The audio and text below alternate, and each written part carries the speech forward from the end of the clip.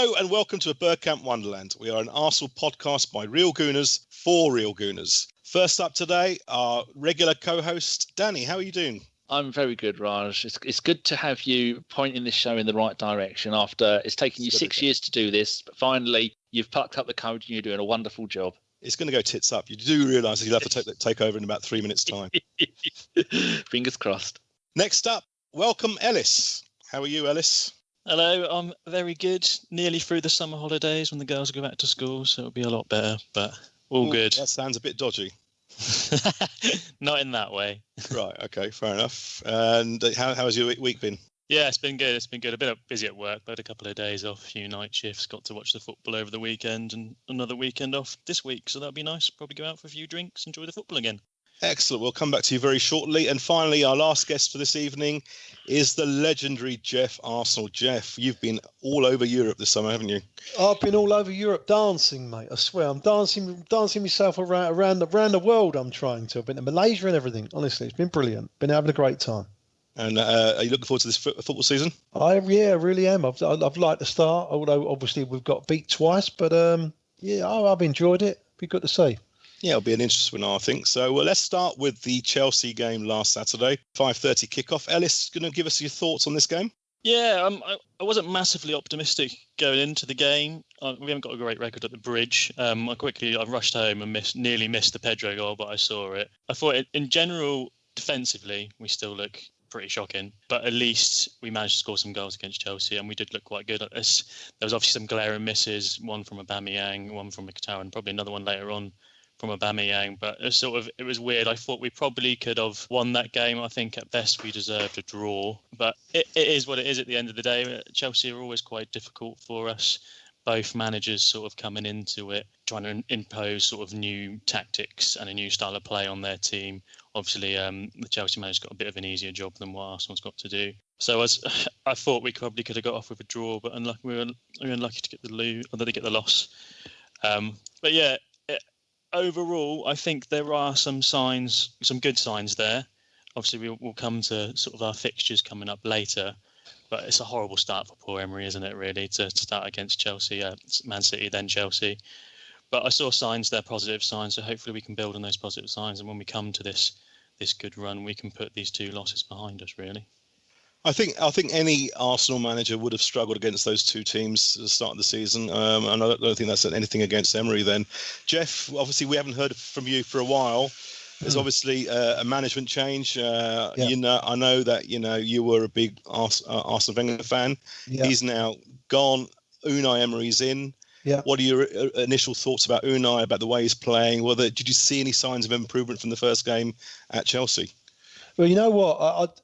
To be honest with you, if you just the game I saw, okay. Well, I mean, I know that the lineup's a little bit different. The way we play is different with the high press, etc. And the really knocking it about at the back a little bit more than what we did under Arsene.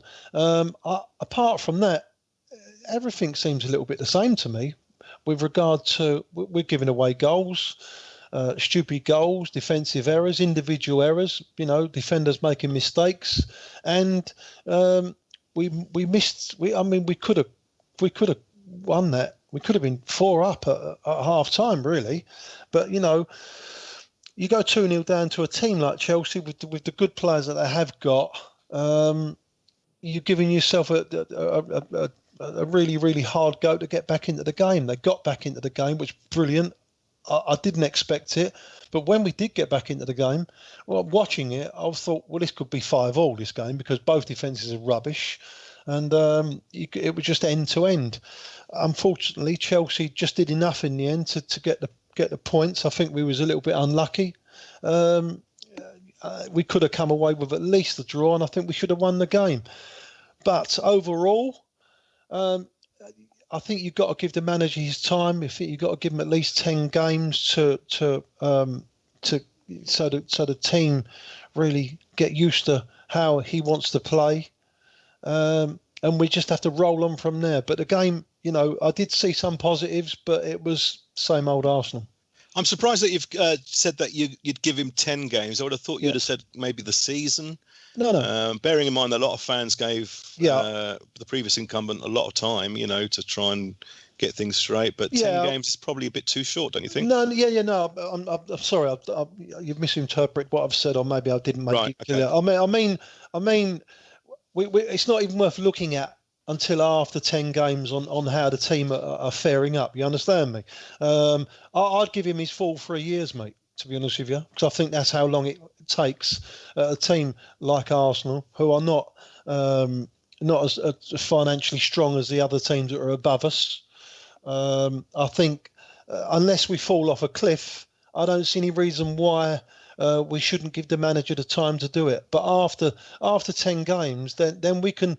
I think they need 10 games as a team to get used to the system. I mean, it's okay playing in training and getting your reserve team to pressure and stuff like that. But what he's asking us to do is play out at the back and the goalkeeper playing like a sweeper. That's a different level, and I'm not sure how we're going to shape up, especially with other teams. Obviously, knowing exactly how we're playing, they're just going to press us all over the pitch. So I think we're going to need 10 games till the players get used to the system, and then you can start judging on what an impact the manager is having on the team. Don't you think that 3 years is going to be too long for a lot of Arsenal fans? Do they have the patience that some of us old boys have? No, I don't think they do have the patience, most of them. But, I don't want to get into that. I don't really want to get into that team, that side where, you're lodging a manager every 18 months or if we have a 5-game barren spell of goals and you don't win games and stuff like that. I don't want to be that team. I do think that we need someone that gives us a bit of stability. I do think Emery could be that person. I don't know. I don't know how he's going to, adapt to the Premier League. It's okay, playing that way in Spain, but the game's a lot slower, and the build-up. But we're just going to have to wait and see. But I would definitely give him a chance. I don't, a lot of people said, "Oh, you're going to be this. We'll see. You'll be the first one on the bandwagon if we don't do well this season because you're saying about Wenger. That's what we shouldn't have sacked Wenger. Well, that's not the case at all. Honestly, I want to whoever the manager is, you've got to give him a chance and let him have a go at it. And I don't think unless we fall off a cliff. Unless we're languishing in 13th and 14th, or even 10th or 11th after when you get to Christmas, then I think maybe he wouldn't be the man for the job. But until then, let's back him and let's have a go. Surely getting on a bandwagon is something that all Arsenal fans should be avoiding for 12 months. We just don't want any of that anymore, do we? We don't want sides and all that. Just everyone needs to relax. Danny, you watched the game on Saturday. What are your thoughts on that? Well, I agree with everything that Geoff and Ellis said, but you look at the history of the last 5 times we went to the bridge, 0-0, lost 3-1, lost 2-0, lost 2-0, lost 6-0. So we've got a whole new load of players bedding in. We've got players changing the positions they were playing last season. We've got a new manager, new tactics, new substitutions at weird points during the game. And I think to come back from 2-0 down, that showed magnificent testicular fortitude. And you thought from that point on, that's it. Because didn't they say the worst time to concede a goal is just before half-time? So at 41 minutes, Iwobi scored. Magnificent goal. I said at the beginning of the season that every single player at Arsenal, for me, will get a clean sheet, even the likes of Iwobi. Because they've got a new manager, they're going to try and he's been trying to get them fitter, making them do more stuff, more double sessions. According to someone on Twitter, they're now allowed to drink water. That's the kind of nonsense that you get on Twitter. And I don't expect anything from these 2 games. They're 2 really tough games. Playing Man City home or away is going to be your toughest game of the season. And one of the other toughest games is going to be games away at the likes of Man United, Chelsea, probably maybe even Spurs. So playing away at any of those games, and to get 2 of those in our first 2 games of the season, well, some idiots were saying, "Oh, we're going to get 6 points out of this." I thought we'd get no points. Maybe a draw away to Chelsea if we were lucky. But the formation has been evolving as it's going through. Monreal has made his first comeback. into the team. The much maligned by certain parts of in Wales, the Socrates had, I think, a really good game. He's shown today in the sprint test that he's one of the quickest players on the pitch. We had all summer some Welsh git screaming, "He's slow, he's rubbish, he's terrible, what a terrible player." I just hope that he goes on to be one of our best players of the season, just so we can all point at Jason and laugh, and then he can snap our fingers off and beat us with it. It was a bit surprising that people were so quick to get on Cech's back. I said on last week's show, you can't teach an old dog new tricks. Apparently, you can teach an old dog new tricks, and he saved us in that game. His possession of not his possession, is the way his ability to pass the ball out from the back. Now we saw against Man City that they were doing pass backs from 6 foot, and then the opposition were harrying us and giving us grief and all over us the whole time, every time we did a pass back. So that was the first time that I'd seen us do it. I didn't like it. I don't like giving it back to the goalkeeper and playing out from the back. But you saw signs in the Chelsea game that that's actually starting to work. I thought Bellerin played too much as a right midfielder, right winger than he did as a right back. And the Chelsea players were deliberately drawing him into midfield. Then that left a huge gap down on the left-hand side. And then you had Willian and Pedro. I think they swapped sides occasionally. And you had those two running and just exploiting it all. Monreal wasn't match fit, I don't think. Not that I know much about these kind of things. But he didn't look like he was ready to be... like he was last season, when after you played 5 or 6 games and you get into the flow of a new system. And Guendouzi was just magnificent. And Ian Wright's comments in the week about that he's already in love with Guendouzi is just absolutely magnificent. But I worry for the likes of him. When we first signed some of our most creative players at the club, like Mkhitaryan, the first few games he had with us, I said, how long would it be before the rest of the team is brought up to their level, or before he is brought down to the level of the rest of the team? And hopefully, we've always seen that the good players have been brought down to the average level of the rest of the team for the last few years. And hopefully, Guendouzi is going to be one of those players. He's so infectious. His love for the game, his passion, and all that other stuff that we need in football. He does all of that lot, and he brings the whole team up. If you must be playing with him, you'll just be looking at him and going, wow, this kid is 19 and he hasn't stopped running over to and he said Wenger there, running over to Emery saying, what do I do now, boss? I'll go out and do that lot. Early substitutions was a wonderful thing to see. Xhaka had another terrible game, and I know we've got some other points coming up later about some of the performances of some of the players, but I was really there's a lot of stuff there to be encouraged about, and like Geoff says, I ain't going to be doing any moaning about anything. If come Christmas we're in the bottom half of the table, then maybe fingers might need to start be pointed, but at the moment nobody can do any wrong with me. It's brilliant. Thanks, Ollie. Appreciate that. Ellis, Mkhitaryan, he kind of scored an excellent goal with the first half after it missed a pretty open goal. In my opinion, his performances are kind of yo-yoing these days, or have been for a while. I mean, what do you see him as a player? I mean, do you think he can have a consistent season this year? Initially when we did the swap deal between him and Sanchez, I thought we had the better of the deal. I still think we probably will. When we look at it sort of further on this season, I think we've got a good player in Mkhitaryan, someone who, unlike with Sanchez, when he got towards the end of his Arsenal career, he was just sort of turning the ball over, wasn't really playing for the team. But I think Mkhitaryan's a bit better at doing that. He holds possession better and he does play for the team. But I'd have to say that I do agree with you. He has sort of his performance, he's not really developed any consistency. When he first signed for us, he looked quite good against, I think his first game might have been Everton. Him and Aubameyang linked up really well then. And then he sort of, like you said, he yo-yoed between dipping from form. He got injured, then it took a while to come back from that. And then he didn't really pick up any momentum after coming back from the injury because it was so late in the season. Personally, against City, I didn't think he did too great. And in this Chelsea game, when the Chelsea game just gone by, I thought he struggled. Obviously, he missed a sitter, as did Aubameyang. There's a couple of chances that we missed, but sometimes that's just the way it is. No matter who you are, whether you're one of the best strikers in the league, like Aguero will still miss sitters like that. It just happens. And then probably come West Ham, those sort of opportunities that we have will be put in the back of the net. And I think it's good. Like I said, there is positives because we're creating those opportunities. It was just an off game. But for me, I'm not massively convinced.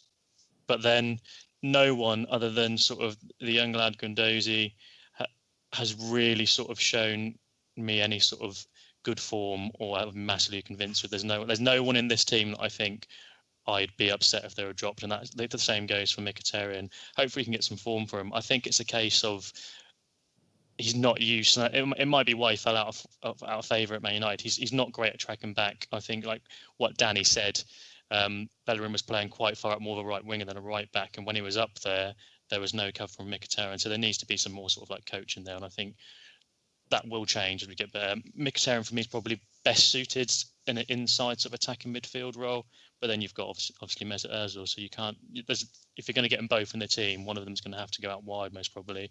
And out of the two, I'd prefer Mickey out there than Ozil. But yeah, I just think it's going to take some time. There's going to be a lot of changing. There's players in positions on the pitch can be constantly changing. We should have to wait until, and like I said, we've got this easy run of games coming up. Hopefully pick up some momentum. People start to cement themselves in the position. A formation from Emery will start to cement itself as like the preferred formation, one that works. I know he's known for sort of changing the formation and changing it depending on the opponent, which we've all sort of wanted after the last manager left. But it's going to take some time before anyone really gets comfortable with what they're doing. It's quite a big change from how we were playing football. And obviously Mkhitaryan's only new to the squad since January. So it might take some time, but I thought he took his goal really well, especially after missing that sort of glaring sitter. That's very interesting what you just said there, Ellis, about Ozil and Mkhitaryan. Geoff, if there ever was a time that we had to choose between the two, who would you go for? And the second part of the question is also just give us some thoughts on the new players that have come in through this summer. Yeah, it's a tricky one, but I think you might be quite surprised. I would prefer you might have heard me on previous podcasts. I've been quite critical of Ozil. Listen, I love him. He's a fantastic footballer, but in the Premier League, I'm not sure it suits him. I'm not sure Arsenal suits him either. Because of that, I think Mkhitaryan would be better for Arsenal. I think his all-round game is, and I do honestly think technically he could be the best footballer at the club at the moment. After now obviously Santi's gone, so it's a tricky one. I think he suits our game and the Premier League better than Mesut Ozil, and I know it's mad, but like I say, he's a world-class player, Ozil. But we've seen enough of him now. And although I want a player like that to grab hold of the game, and he hasn't really done that. And if we're up against it, it's like playing with 10 men. All right, he gets back into shape most of the time, but he won't put his foot in, and the opposition know that. So he's playing. He's like a ghost. He's going through the motions. In my personal opinion, the new players that have come in, like I said, it's so early. I like the look of Guendouzi, but there's a caveat in that. I've liked many other players when they've first come in, and they've soon after the honeymoon period settles in, they've dropped off a cliff.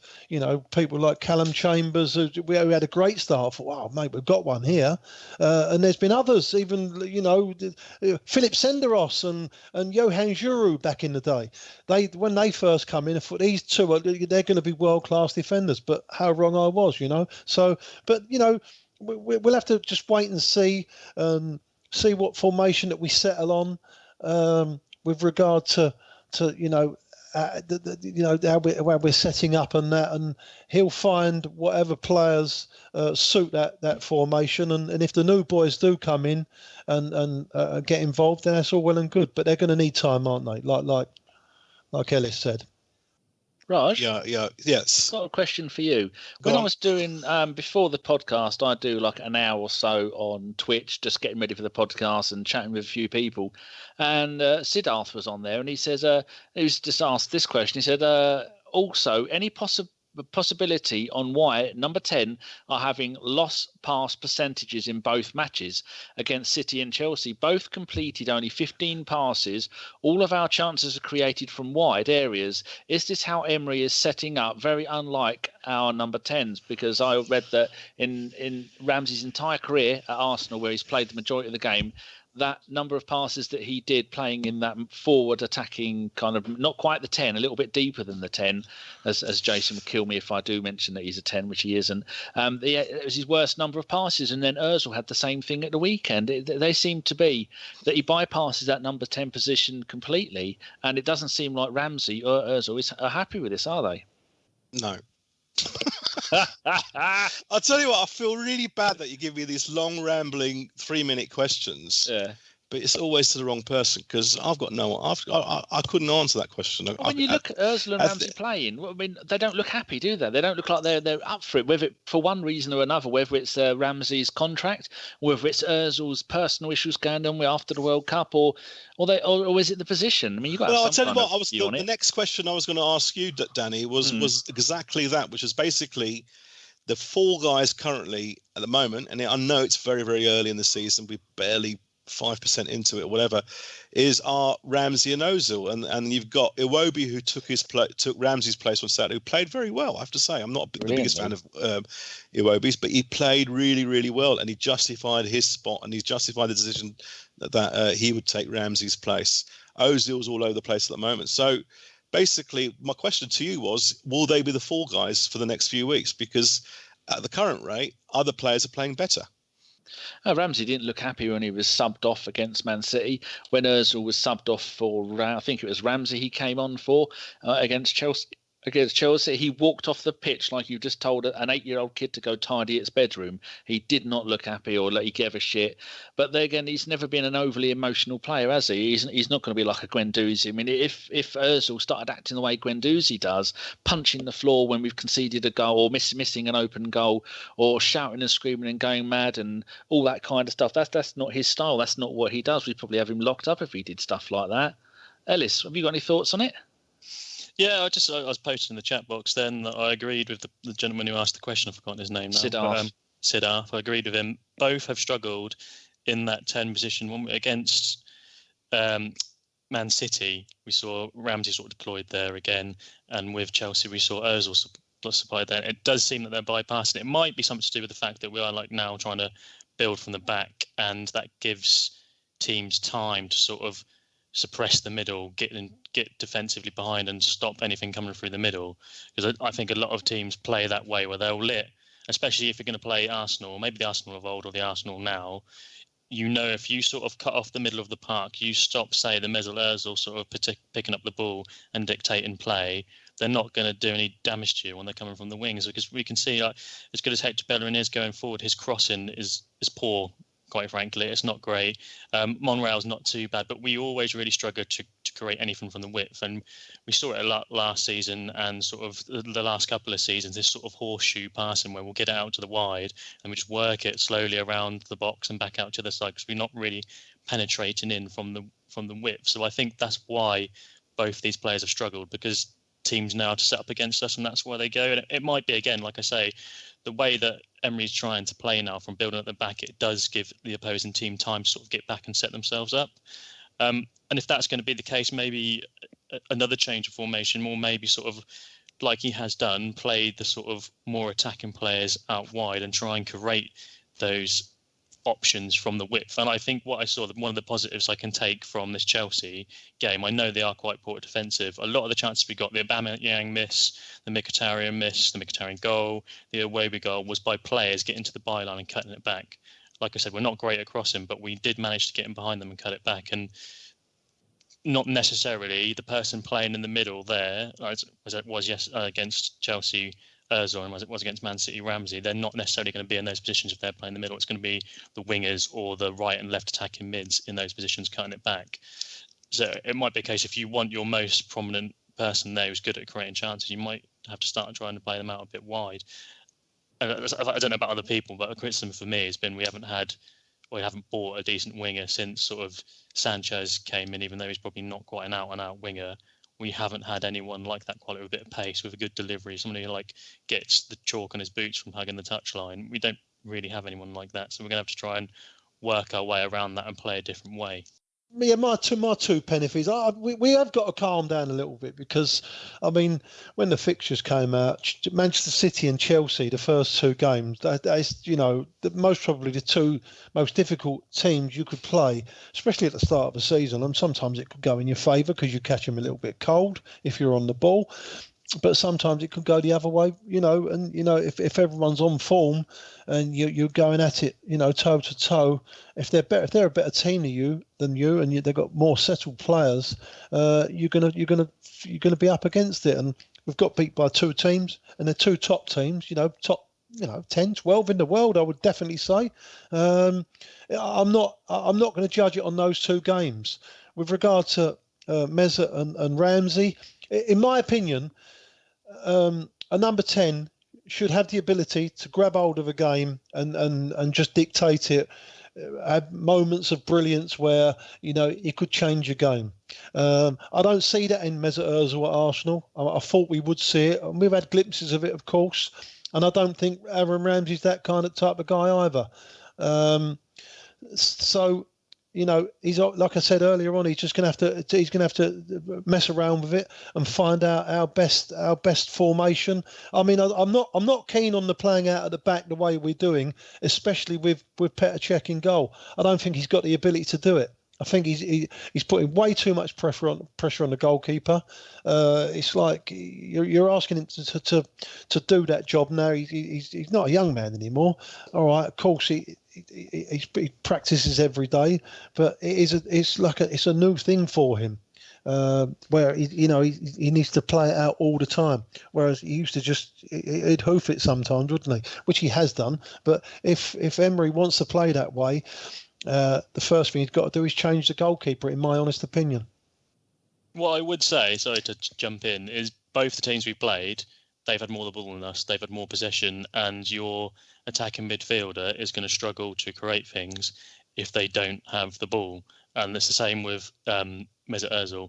He's great when he's got the ball. When he hasn't got the ball, he can be a bit suspect in terms of his pressing.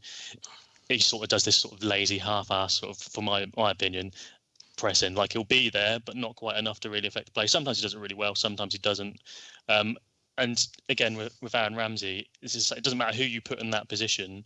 If we haven't got the ball, of course, I'm not going to create chances. A lot of it sort of came from not quite counter attacks, but playing it around playing out from the back, or sort of winning it from the press that Emery's trying to implement, and then coming in from the wide and cutting it back. I'm going to stay with you, Ellis, and Geoff as well, because me and Danny were on last week, and Danny's eating Brussels sprouts at the moment, so he's got gas. But let's talk about Alexandre Lacazette, because what little I saw of him on Saturday, he looked a bit disinterested. Now, was that just a one-off, or do you think he's just getting a bit peeved that he's on the bench? He's a £50 million player. We can't get him in the team at the moment. Can we see him getting in the team with Aubameyang? What are your thoughts on all of this? I could definitely see him getting the team alongside Aubameyang. We saw it sort of when we signed Aubameyang in January. Aubameyang sort of went out to the left and Lacazette played for the middle. And there was times when that looked to really work well. Again, like I've mentioned about wingers, Aubameyang's he's a wing. He's not a winger, he's a forward. But he has got the quality out there to stretch the game just by being out there himself. Everyone knows he's a good finisher. Everyone knows he's fast. So he'll automatically just stretch the play from being out there.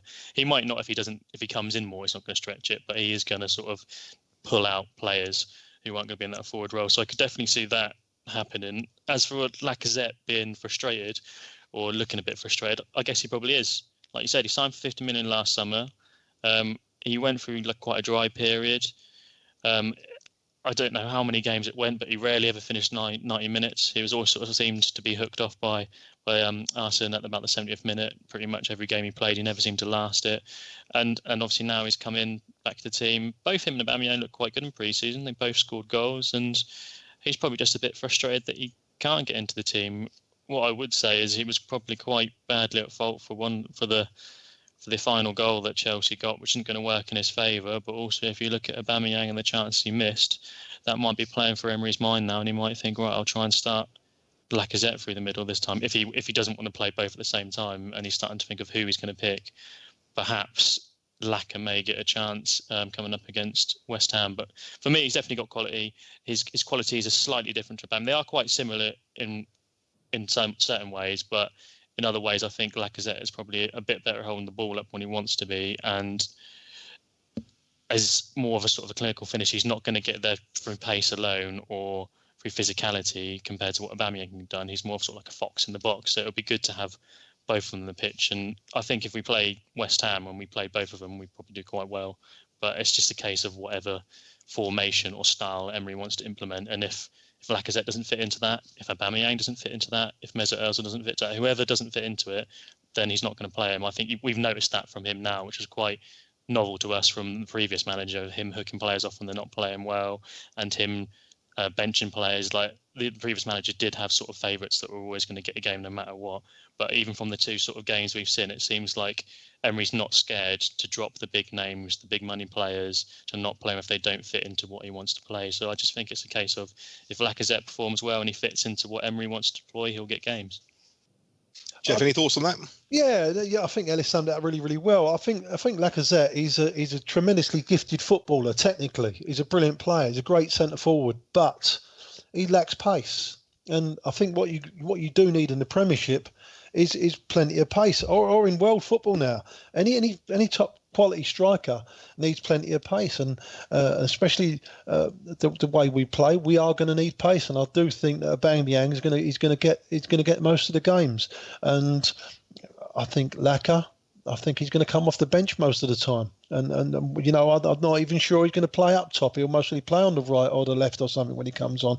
But again, you've got to give him a chance. You've got to see what happens. See what until you've got to give him the 10 games. See exactly, what system he wants to play. And I'll tell you what, we mustn't overanalyze stuff too much at the moment. I heard you say, Raj, that he looked a bit disinterested or whatever.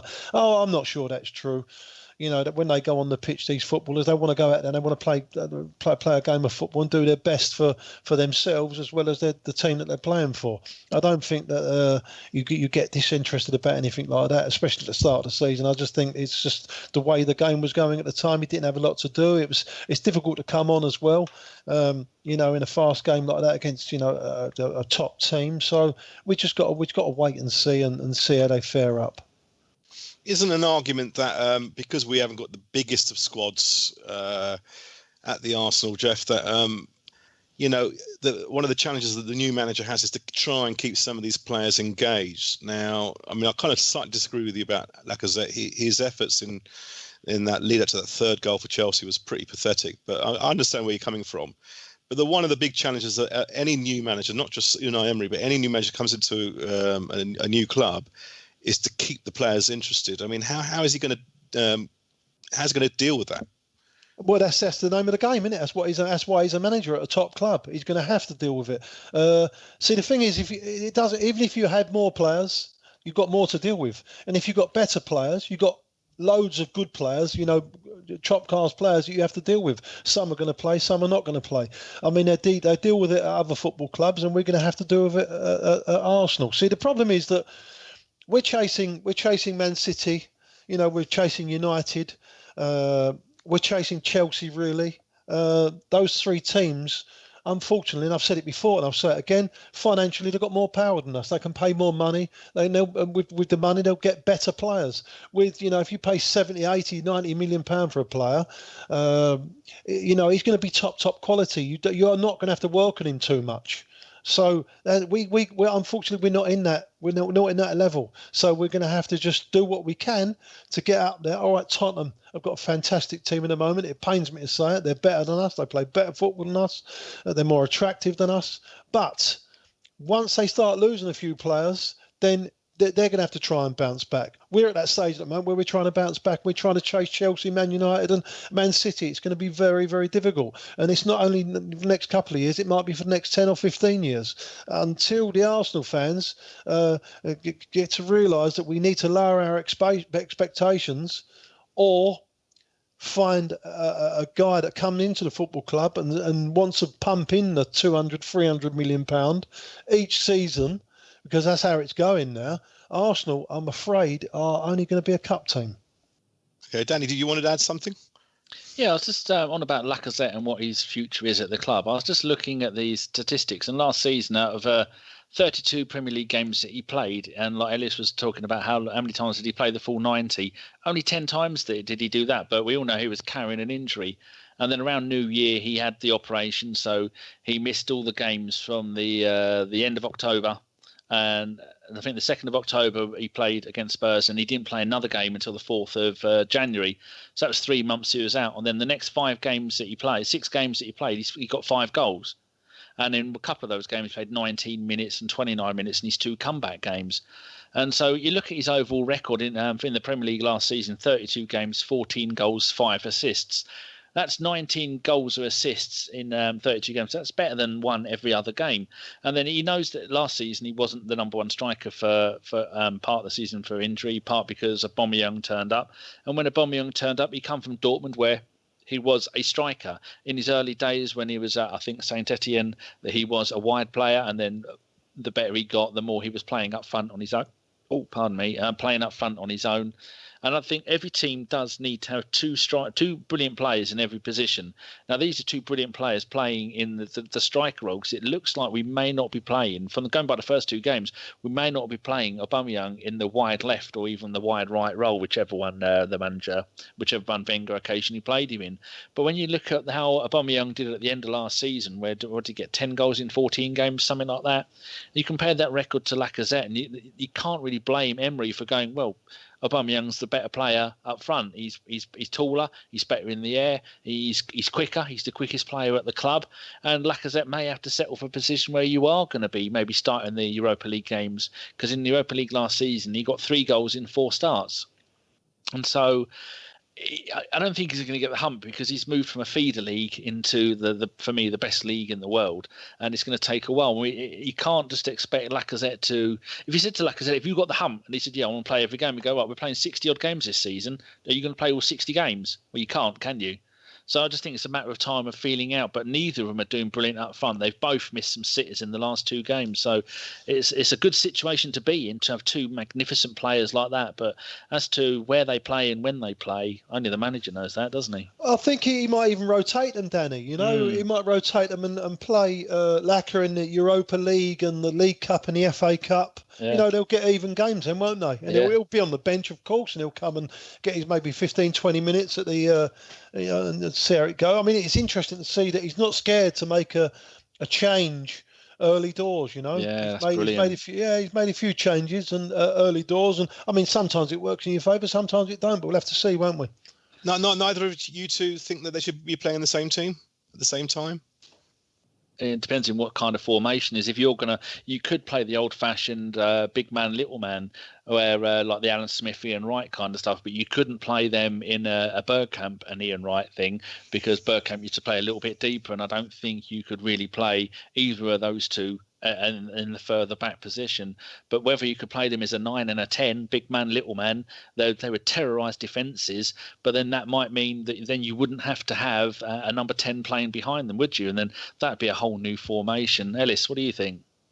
Depending, like I said, it all depends on what Emery wants to play. If he wants to play a formation and a style of play that fits them both in, then I think they'll both get in. I like the look of Aubameyang out wide. I think when he first started playing that, everyone was shocked, like, well, he paid a 50 million for a striker and we're playing him out there. But I think they can work quite well together.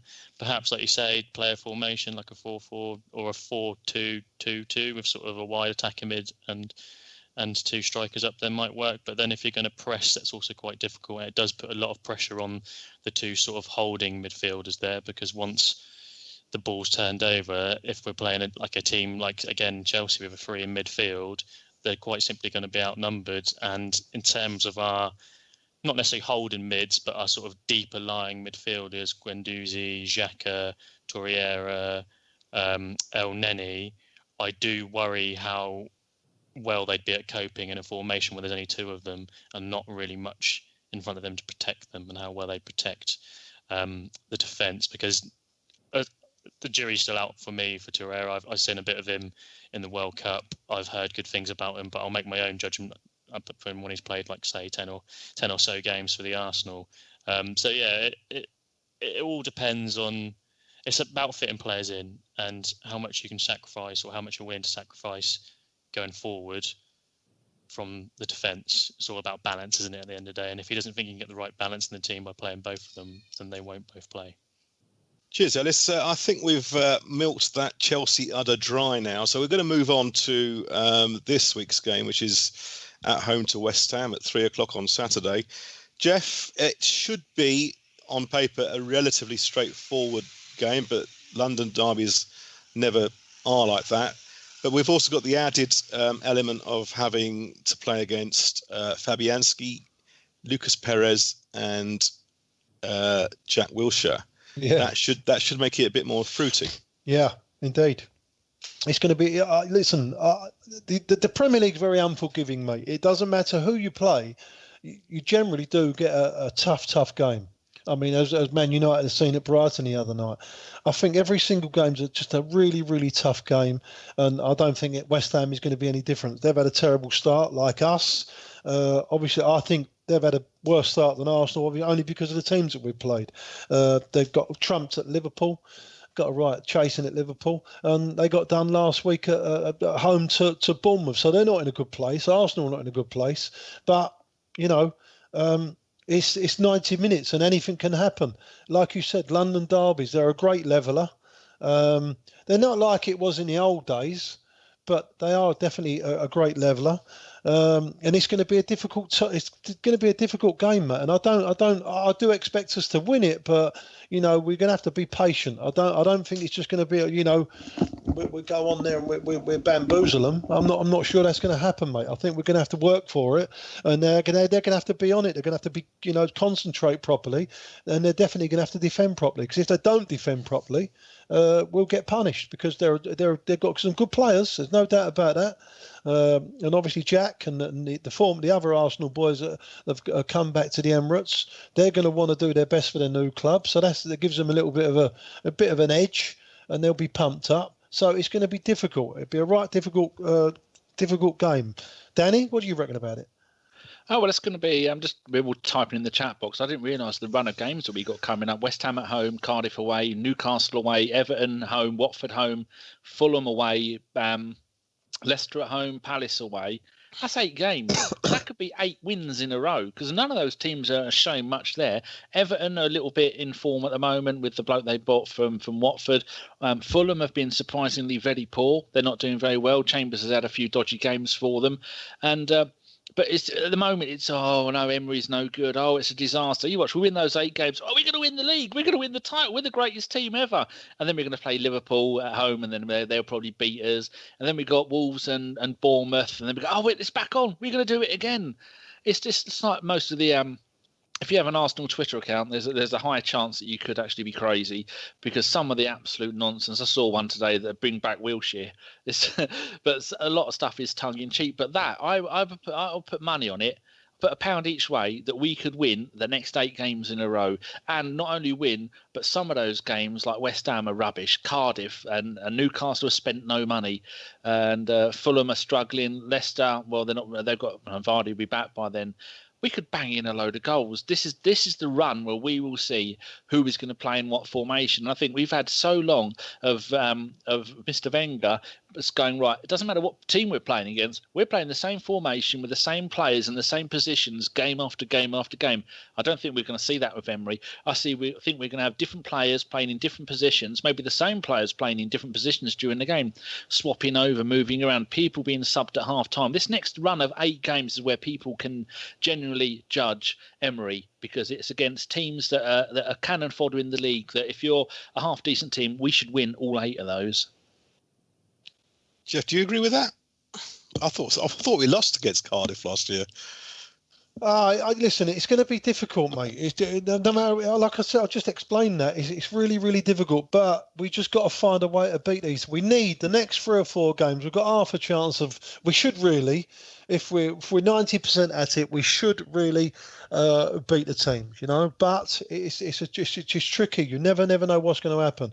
But if we do and we get a good run, we win, 4 on 4. Then it gives you a platform to build on, doesn't it? And then you never know. I'm hoping that they get it all together. They defend properly. We'll always score goals, right? It's just all about defending. If we can get us to defend properly, then we can be a top side again. That really is that's the difference. Ellis, Danny suggested that Unai Emery could be the new Tinker Man. What do you think of that? I hope not, because when when Ranieri was called the Tinkerman, it was more of a piss take, wasn't it, than anything? So Yeah. I hope it's not that sort of type of Tinkerman. I think well, I don't know. We'll see. But in case of that sort of form that we've got, I don't think we should get too far ahead of us. Danny said it. We do get quite excited when things go well, and looking at this form, it's quite easy to say, oh yeah, it's easily 8 wins, but it's never that easy. Mesut Ozil's never made it to Newcastle before in an Arsenal shirt, so away at Newcastle could be quite difficult. That's the question. Do any of us think he's actually going to go north for the Watford gap? Raj, what do you reckon? No, I wouldn't have thought so. No, You can give him a lift. Something, won't he? So do we think, Raj, not going to let get away with this, the next 8 games, Raj, can we win all 8 in a row? What do you think? Anything is possible, but I don't think we'll win all 8. But I don't know. I've got to take it a game at a time. It's so new. Yeah. This guy is brand new. We don't know what he's thinking. You know, we got used to Arsene Wenger. We knew what he was going to do and stuff like that. He was with us for 20 years. You know, he was with us for a big chunk of our lives. This guy's, I mean, I know he's been here since June, but he's barely been with us for 2 weeks, really, in reality. And things will change. Things are fluid at the moment, and I just kind of am quite interested in every game that comes up now. I'm just fascinated to see what he's going to do, how he's going to change things, or how he's going to tweak things. So again, as I said last week, I'm in a very relaxed mood at the moment. That Cardiff away, if I can come in, Cardiff away and Newcastle away, they're 2 really, really difficult games. You've got Cardiff who've just been promoted again to the Premier League. You know, rubbish. It's like, well, yeah, I know that, but you know they're playing a big team. They're playing a big team, and you know what happens. And we're Arsenal. We do slip up sometimes, and then you know them type of sides. And Newcastle way, it's another tricky team. It's always sold out up there. It's going to be really difficult, mate. So there's the 2 games that I worry about most. The next, you know, parcel of them. But 1 game at a time. We've got to go to Cardiff and beat Cardiff. We've got to do West Ham first, obviously. That'll give us a platform to go to Cardiff. We'll be confident. We should really roll them over if we're 90% at it. And then we roll on to Newcastle. 1 game at a time. Have we won away from home this year yet? Did we actually manage to do that before the end of the season? The end of the season, I think we did, yeah. Was it Huddersfield? Oh, Huddersfield. Oh, yeah, of course we did. So we broke that duck. So if let's just hope that Emery's not going to have that sort of form. I know he did in his last season in the Liga, but let's just hope we can get over that form. But yeah, I agree with Geoff. Like those 2 away games at Cardiff and Newcastle might be difficult. You've also got Everton after Newcastle as well. They spent a lot of money on players. I'd like to think we'd do them at home though. But I think that's out of those 8 games, that sort of run of the 2 away fixtures at Cardiff and Newcastle and Everton, I think is the only time we might come unstuck. And then after that, I think we'll be okay, hopefully. You look at the players that Newcastle have let in. They got some bloke from the Czech Republic for 4 million. They got 2 players from Swansea who were relegated. They got a bloke from Spain, Fabian Schlar, for 3 million. They got a Japanese bloke from Germany for 9 million, and that's it. And then they got rid of 1 for 10, 7-3, 1 for 22 million. They're a pretty decent striker. Another one for 1.175. The fans are furious that he's gone and bought. What's that shop that Mike Ashley's just gone and bought? I don't know. Somebody will know. Sports Direct. House of Fraser, wasn't it? House of Fraser. He's just gone and paid 90 million for that. Told them to stick all their other stuff up their bum. He's not paying it. And then they're going, well, how can he spend £90 million on buying another business when the club needs money investing in it? Rafa's not happy. The fans aren't happy. The players aren't overly happy. I think they're going to be easy. Cardiff are going to finish bottom of the league. Cardiff are going to be have one of the worst records in recent Premier League history. As much as I love their manager, Neil Warnock, he's an absolute legend of a man. And Chris says his audio book that he reads himself is absolutely fantastic. But yeah, the only team out of that lot I reckon could be Everton, because they're a little bit Jekyll and Hyde.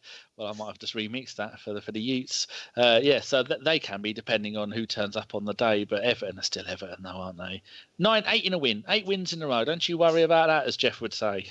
All these listeners remember that when we get down to that Liverpool game and we look back at the fixtures. Just remember that. the Oracle of Huntingdon has spoken tonight. So there you go. Just Raj, God, Manchester. Huntingdon's a shithole. But it's a bit posher than God Manchester. Is it fuck? You need a stab rest in Huntingdon. Yeah, but you live in God Manchester, so Huntingdon must be. Anyway, why are we arguing about geography? Postcode. I'm going to stick with you, Danny, and I'm going to try and get you to predict what's going to happen on Saturday and tell us why you think. Give us a prediction first. 3-0 Arsenal. And who do you think is going to score? Give us the first scorer. Aubameyang. And why do you think it's going to be 3-0? Because West Ham are dog shit, basically. West Ham are absolutely shit. They've got Fabianski in goal, who I do quite like, but he's not a world-class goalkeeper. He's not even a brilliant goalkeeper. Jack is going to be trying so hard in midfield that he's going to fail. It's going to be sad to see Jack doing that. West Ham are just a club that are desperate not to get relegated, because in that bloody athletic stadium that they call a home stadium, they cannot afford to go down, because no one will turn up. Everyone that I know is a West Ham fan hates that bloody stadium, and they want to be out of there, but there's nothing they can do. They're stuck. They've got a long-term lease on it, and so they are chucking money at everything just to make sure they don't go down. I don't think they've got any chance to finish anywhere above mid-table. But they've got some decent players, and they've got a half-decent manager, Pellegrini, who won the league with Man City. I think he won the league. I'm sure he did. If he didn't, then... He did, yeah. Okay. Not the Pellegrini that was at Southampton, who I thought was him. But yeah, West Ham are just an unorganised mess. All the way through the club, from the owners to the players to the staff to the stadium. At times I feel for the West Ham fans. And I think just out of curiosity, what was your prediction last week for Chelsea? I think I said 2-2. I don't know. We don't take notes. I think you're lying, but we'll come back to you. What do you think I said then? I think it was like 3-1 or something stupid like to that. Us? Yeah. Jesus, could well have been. Yeah, I don't think I did though. Who won the Predictions League last year, by the way? It was cancelled because no one would send them, and then I lost a load. So it's null and void now. No more doing it. No more doing it. So that's me. I'm the champion. Yeah, that's it, champ. Okay. That's good. That's nice. Retired if you was champion. That's it. Yeah, that's it. Sweet, lovely. Well done. I know I didn't even participate last year because I felt sorry for everybody. Geoff, we'll stay with you then. What's your prediction for Saturday, mate? I think we'll win 3-1. We're going. Hopefully, we'll score early. That'll settle us down, and then we most likely go 3-0 up, and West Ham will mostly nick one back. I do think they'll score, but I think we should be okay. And who's going to score the first goal or any goal? All 3 goals. Aubameyang, I think he's going to nick one. He's going to score one now, is he? Yeah, we'll get one early doors. Right, okay. And I'll tell you what, I'll stick with you. Just one very quick question. Will Iwobi retain his place in the team? I think he may do, yeah. I think he does. I think you're right. I think you're right. I think he will do. I think he'll play him. And what about Ozil? Do you reckon he'll be stepping out at 3 o'clock on Saturday? Yep, I do. I think he'll play Ozil as well, especially at home. I don't think he'll fancy him in the away games. I think he'll get the measure of him that he don't travel that well, or he hasn't. How's that acceptable for a highest paid player in the club's history? Someone who's played for us for 5 seasons, and he still doesn't like to do away games. That's unbelievable. It's in his contract. That makes me. I don't give a fuck if it's written on stone. It's the 11th commandment. You're not fucking doing it. You're playing every game. You miserable bleeding man. God, I nearly swore then. Go on, sorry. We'll move over to Ellis. Predictions, please, sir. I think I'll go for a 3-1 win. Did anyone see that clip of Noble pressing for West Ham over the weekend? My God, I think he might be injured, so he probably won't play. But they're both of us, them and West Ham. We haven't won a game yet, so I'd like to think we'll be able to do them at home. We normally have quite a good record against West Ham, don't we? And they don't look great. They seem like a team that have just bought names that were big names back in the day, like 2 or 3 seasons ago, but now they're sort of past it. So 3-1, Aubameyang to score first. Are you muted? Yeah, sorry, I am muted. Don't do a Davis, not an us, not here. No, you can cut that out later on. I'll wait and answer my own question in a minute, but tonight we're going to have a follow-up question for every prediction. So, Ellis... Cech had a decent game, but better than the game before. When will we see Leno play? Do you reckon he might play on Saturday, or has Cech got the gloves for quite a while yet? I think Cech will still have the gloves personally. From what I've heard from people saying on other podcasts and on Twitter, that I think the coaching staff aren't enamoured with at the moment. They didn't think he was where he should be. Oh, really? Yeah, that's I don't know what podcast I was listening to over the weekend. It may have even been the radio show. I've heard people, or it might have been, I don't know. It was another podcast, and yeah, I just think if he was going to start, would have started by now. A lot of people say he fits more the style of playing from the back, and Cech doesn't seem to be able to do it. I mean, he wasn't great, but he's made some good saves. So I think we'll still see Cech. But that's what I've heard from another podcast. Cech had to retake a goal kick on Saturday because it didn't leave the area. That was how bad that one instance was. It actually made me, I don't know whether anyone else saw that, but it made me cringe. He actually did kick the ball as a goal kick and it didn't leave the area, so he had to retake it, which is a bit embarrassing for a top level goalkeeper. But I understand what you're saying. I'm a bit surprised about Leno not being up to the level, because how much did you spend on him, Danny? 20 million, 30 million? I can't remember. 25, I think. 25. What do you think? I was eating crisps. No, I don't think he'll play. The first game he'll play will be in the Europa League, almost definitely. Which the draw for the Europa League is the 31st of August, is it? Another thing is transfer deadline day for Germany, Spain, and France is the 31st of August. So we could still see some players go. That'd be good. Do you think Ramsey will go? Yes, because he looks like he's got a face like a smacked ass, as my mother would say. Yeah, I think there's something going on there, because his agent doesn't want him. Well, what do we know? Allegedly, his agent wants him to have a big move, and as he is, 28 now, coming up to the peak of his career, the old cliche of, it's a final move for somebody who's a multi-fucking millionaire anyway. I think he is going to go, and they used to, if you had to put it on a scale, everything was with Ramsey for ages, and now that scale is starting to tip towards the fuck Ramsey bit, which I don't want to see. If he's going to go, announce it and go. If he's going to sign. But it's the waiting. We saw that with Sanchez. It's the waiting and not knowing that turns people against you. So I hope he doesn't go, but I think he might go, especially as that attacking midfielder, be it the Gaza 8 or the Bergkamp 10, that kind of role. That doesn't seem to be something that Emery is that fond of in the first two games that I've seen. But you know me, I'm not a tactical genius. Geoff, I personally think that Ramsey is probably going to try and wind his contract down and sign for someone in January. I may be completely wrong. I usually am. But do you think that Ramsey is an attractive proposition for the top 6 European clubs, the 2 in Spain, France and Italy? Or Germany as well, sorry. On a free, he most probably is, yes. No, but I'm talking about at the end of August, so for a fee. No, I don't think so. I don't. Where does he fit in their team? Just be honest. You know, I can't say it. I think there's better players at the club already than Aaron Ramsey. I do think that he's working it where he gets a great big signing on fee or a great big bunch of wages when he gets his next contract, whether it be with Arsenal or another club. I do think he'll run his contract down and move somewhere else. He's using the old Matteo Flamini trick, isn't he? You know, that's what he does at every club. He's most probably been tapped up by some clubs, some agents have most probably, or his agents made himself busy, and there had been offers out there, and he's most probably looking at them and thinking, well, you know what? See what happens this season, see if we go anywhere Arsenal, and he might have the best of both worlds where he can sign an Arsenal contract or he can go somewhere else.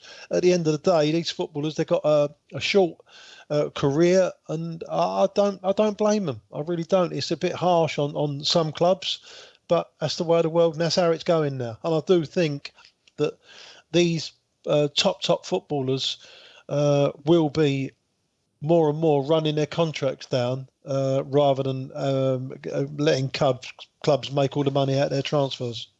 Thanks, Geoff. My prediction for Saturday is going to be, I think, 2-1, and I think I'm with Geoff that Aubameyang will probably score the goal that we all want him to score. So it looks like we all think we're going to win, and hopefully we will get the 3 points and start Emery's career properly on Saturday, really. So, okay, our question for the listeners and their answers this week. So the question was, who was your favourite Arsenal academy player who never made it and why? Andy Kelly, he said Paul Turner, a fantastic box-to-box midfielder in the mould of Steve Williams, straight into the reserves, a 16-year-old, never fully recovered from a knee ligament injury. Geoff, do you remember him? No, Geoff has gone for a slash because he's really old and has got a weak bladder. I think he might have been doing a rash, as it's known in the trade. Yeah. I thought I was talking to myself, mate, to be honest with you. No, I can't remember Paul Turner off the top of my head. I do remember Steve Williams, though, and if Andy Kelly says that he was in the mould of Steve Williams, he must have been a decent player. I'm going to put you both on the spot. Danny, you can take a break if you like, but you and Ellis, Geoff, are on for a bit of a question session now. So, Cactus Cash. I hope you've written these names out properly. Cut and paste, Raj. Cut and paste. Okay, Cactus Cash, great name. He says Fran Merida. He was supposed to be the new Cesc, but he's now at Osasuna. Ellis, do you remember him? Yes, I do. I think when I can't remember who came up with the question, Danny. Was it John who came up with the question? No, it was Josh. No, Josh did, and then you, me, and Josh slightly edited, and this is what we ended up with. Yeah. I was saying I was thinking of my answer to the question. Mine was probably Fran Merida because I remember him coming through. Other than a certain player, it hasn't been named yet, I don't think, by the listeners. But yeah, I thought Fran Merida. He was like Cactus Cash said. He looked like the second coming of Cesc, but he just never made it. And I remember him having a good sort of like Cesc again in the League Cup. He had some really good games there. He looked like a good player, but it went off. I don't know if he's now at Osasuna. I don't know who he signed for. Do you know, Danny? Stop your head. No. So he went to another Spanish team. He's now at Osasuna, bless him. But I remember him. Okay, good. Davey Boyd says John Bacon. Now, I think he was the late 80s or early 90s. I can't remember. As he played for my local club after I moved back here. Danny, do you remember this guy? I know the name, but I don't really know. It rings a bell, doesn't it? It rings a bell. It does, but no, I don't really know. It was a little bit before my era. I'm only really kind of mid to late 80s onwards. So, yeah, I've definitely heard of him, but no. Okay. Oh, it says something. Yeah, I'll ring a bell. Okay, Geoff, you next. Mike says David Bentley. The goal to announce himself in the cup was brilliant, but then he went on to play for Tottenham, didn't he? So yeah, quality player though. The kid. He was decent. Yeah. Quality player. Any memories of him apart from that goal? Yeah, no. I saw a lot. I go to the League Cup games and all the smaller matches as well, and I like to see them. Young kids, see how they're progressing. And Bentley was one that used to get plenty of games. He was highly thought of at the club, but I think he just got above himself, and like they do. And once they start getting a few quid, they get a bit big-headed, and he just fell down and just fell away. Then he went to play for Tottenham, and he did score that goal against us, which was a belter, by the way. Was it 40 yards or some madness? But that spoiled it for me. But he was a quality player. It's amazing how he never made it properly. Right, one for you then, Ellis. I have actually no idea. How old are you, Ellis, by the way? I know I kind of wander off questions, but there you go. That's me. 26. 27 in September. 27, so 4 is 14. So you're 12 when this player started playing, I think. Gooner Dub says, has to be Arturo Lupoli. Was destined for the top, I foolishly thought. And I think he started in the Invincible season. I might be wrong. You can actually correct me, Danny, if I get any of these wrong. But do you remember him, Ellis? No, not a clue. I can just about remember the Invincible season, but I wouldn't be able to name any of the obscure people that made it in from the reserves. Definitely not. What about you, Danny? Arturo Lupoli, yeah, I do remember him. I remember he was loaned out to Norwich and then didn't really do much at Norwich. 5 goals in 20 games in the Championship. I'm reading that bit. And then he went off to Sheffield United and then a couple of teams in the Italian second division and then Italian third division. Pisa, remember them? Paul Rideout and another couple of Gordon Cowans both played for them. And at the moment, he's kicking his heels in the Italian third division. Scored 7 goals in 33 games last season. But his youth record was absolutely amazing for the Arsenal under-18s and under-21s back then as it was. But yeah, a bit of a shame it never worked out. Yeah, okay. Right, Geoff, you'll love this one. You ready? Microphone off. Go on, mate. Nicky Wilson says... Yes. Frimpong #Dench. Do you remember #Dench? Yeah, I did. That really irritated me. Didn't it irritate you, or was it just crazy, wasn't it? It's just different generation. A different generation. He did start off quite well. He looked solid. He's another one of those players that would come up through the ranks. We watched him in the League Cup games and the early rounds of the Champions League and all that, and he did look a top player. He was very aggressive, and he just looked like he was strong enough and tough enough and had the right attitude. But again, another one. With all that Dench business, and he got another one. It went to his head, didn't it, Geoff? Yeah, it was all that social media, all that Instagram videos, and all that kind of stuff. Yeah, he thought he was Messi well before his time. Yeah, would you agree? Yeah, spot on, mate. Exactly that. But I did like him, and then he just another one that just fell off a cliff. Shame. Right then, Simple Man says definitely Akpom. I'm going to give that to Danny because he's never pronounced his name right in 8 years. thought he'd surely break through to the first team, but injuries and bad luck followed him throughout his Arsenal career. He had everything, in my opinion, to make it. Danny, do you agree? Wasn't really injuries though, Mr. Simple Man. It was mainly because he was shit. I think in 5 seasons of professional football, he never scored a single bloody goal at any level, but his England youth level was pretty good. He's now gone on a free to PAOK Salonika, who were playing in the Champions League qualifying match last night. I'm not sure how they get on, but no, he's just not good enough. He's just like so many young Arsenal players, massively overrated, decent goal-scoring record at youth levels, but could never turn it into the main thing. And there's Jonas, who lives in Belgium, and he was saying that Akon was a Belgium team last season, and he just about found his level. Okay, fair enough. You've actually sent me a load of these, so I'm not going to. I don't have to do them all.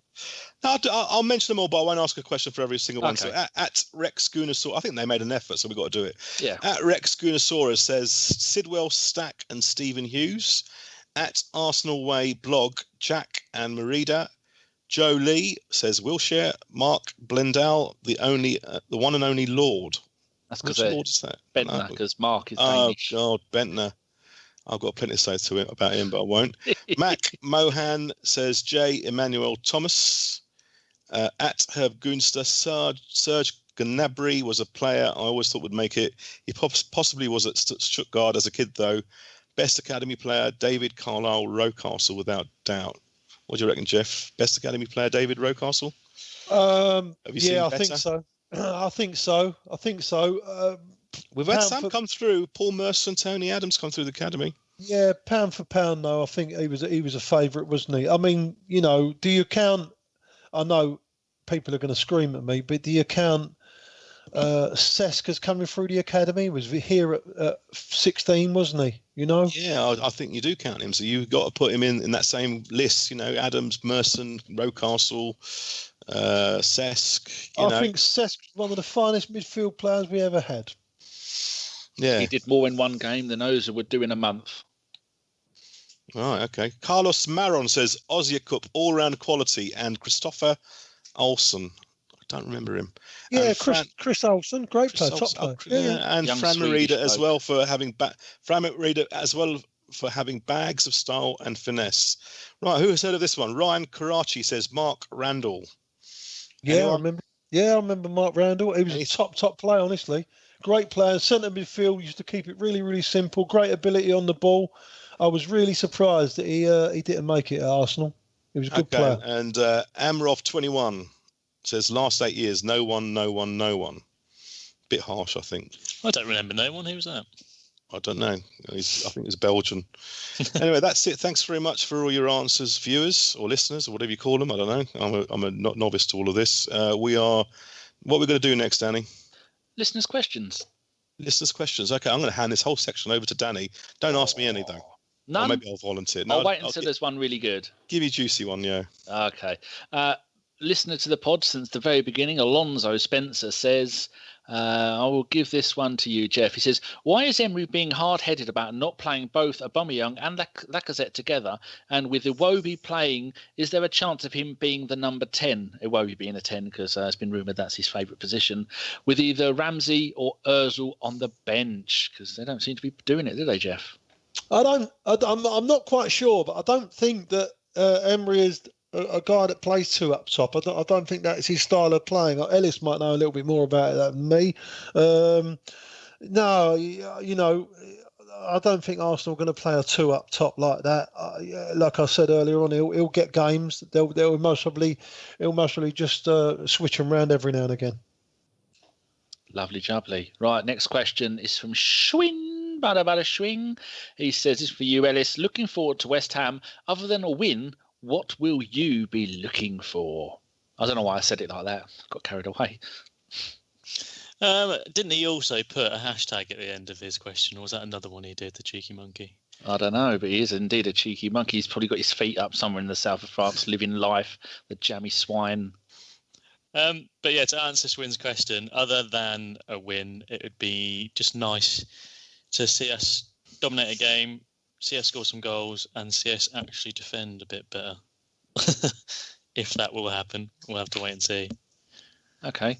Right, this is one for you, Raj. You would definitely be able to answer this. This is from Mike, who is the Gooners in the USA podcast, my favourite other Arsenal podcast. He says, I have a mate, a long-time Arsenal supporter, who claims he will cheer, in capital letters, Jack Wilshere if he scores against us on Saturday. Oh, my God.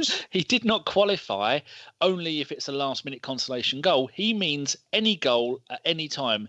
How long should I kick him in his fucking arse for? And Steve has followed up with, is cheering Xhaka Ramsey as they 2-foot him allowed? I'm not going to cheer for Jack Wilshere if he scores a goal. I don't wish the guy anything bad whatsoever. When I first saw him play in that posh cup that we play in the summer years ago against Real Madrid, and I saw him playing as a teenager, I just thought this kid's brilliant. And I've always liked him, and I'm heartbroken for him. It didn't work out at this club because of injuries and whatever. I wish him all the best at West Ham, but I would urge Arsenal fans not to cheer when he scores a goal because he's playing for West Ham now. Certainly don't boo him. I don't expect anyone to boo him. We've got class, but please don't cheer. Geoff, what do you think? Don't boo him. I think he'll get a great reception, to be honest. Yeah. Weekend. But you're not going to cheer a goal if he scores a goal. You're mad. You're not going to cheer. Mad. You're mad. That's ridiculous. It's a ridiculous thing for anyone to think. Yeah, I was talking about that though. I think they'll all get a decent reception. Yeah. I think they'll all get a decent reception, mate. You can't blame Jack for moving on. It was obvious that he wasn't really wanted at the club. So good luck to him. I think the answer is that Jack, I would imagine, is still everyone's fond of him still, and we wish him all the best. Good. That's a very political answer of you, Reverend Raj. No, it's an honest answer. It's not political at all. If just don't cheer another team's player. Because next thing you know, they'll be cheering Cech scoring for Chelsea against us. You never know where that shit can end.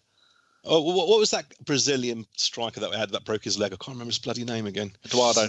He broke my heart because I thought we were going to win the season that year. But we cheered. A lot of our fans cheered his goal in the Champions League when he came back and played in the Champions League against us. Certainly did. Yes, that was just after we beat Celtic, wasn't it? I think we were 4-0 up that night, and he scored in the last minute, and everyone gave him a big cheer. So I can understand why that happened, but on Saturday, no, don't do that.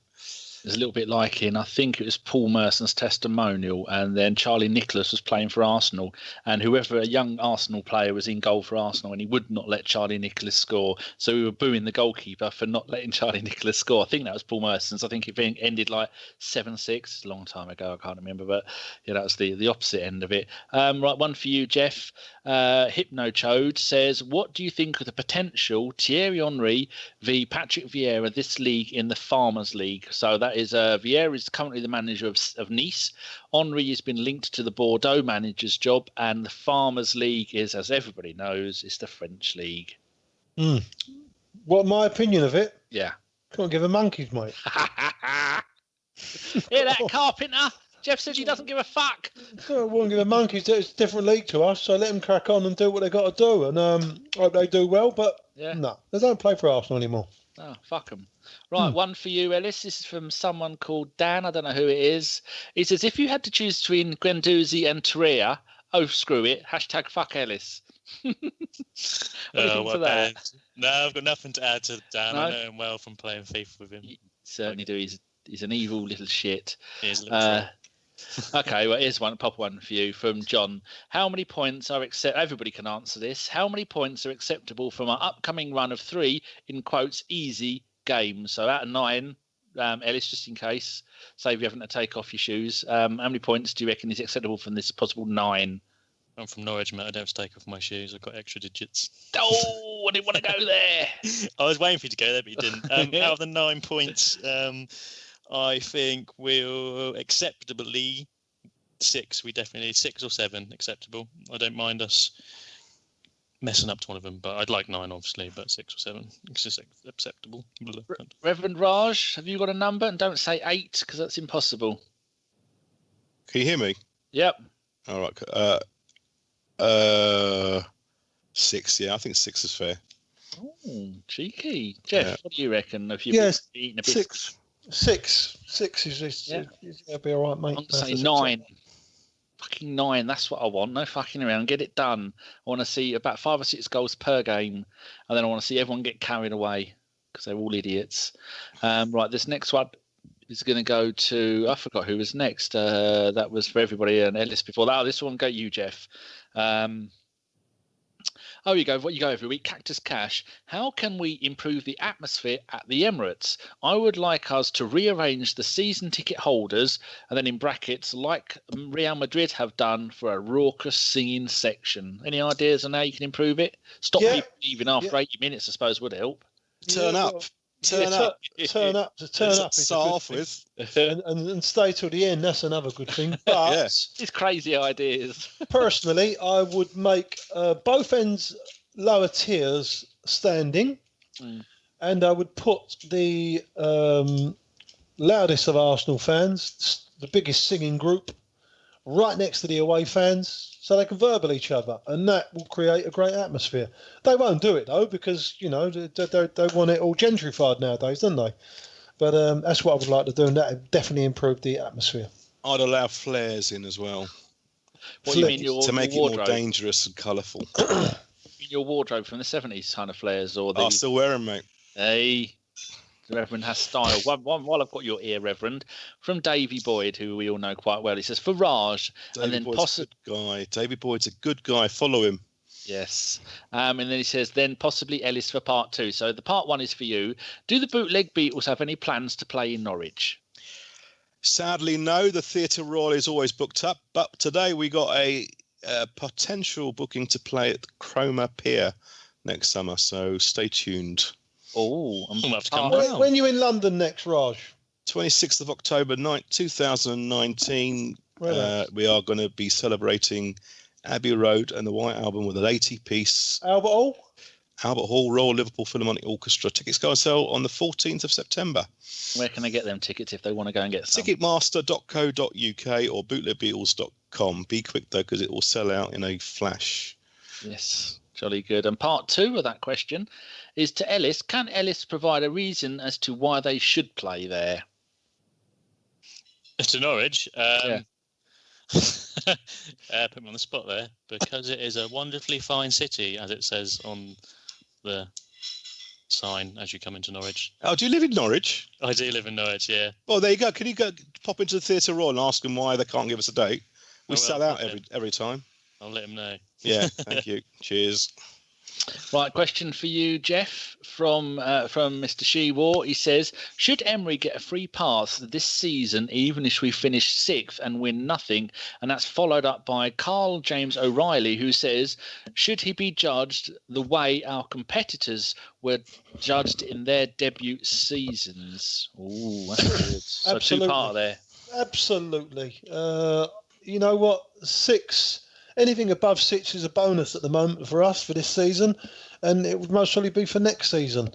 We're going to have to. It's going to be a battle. I promise you that it'll be a battle unless he really pulls it out of the bag. But of course, you've got to give him time. I don't like that term free pass. I just think he's going to have to be on a long-term project. This isn't going to happen overnight. We're not going to be anywhere at Christmas. We might not be anyway.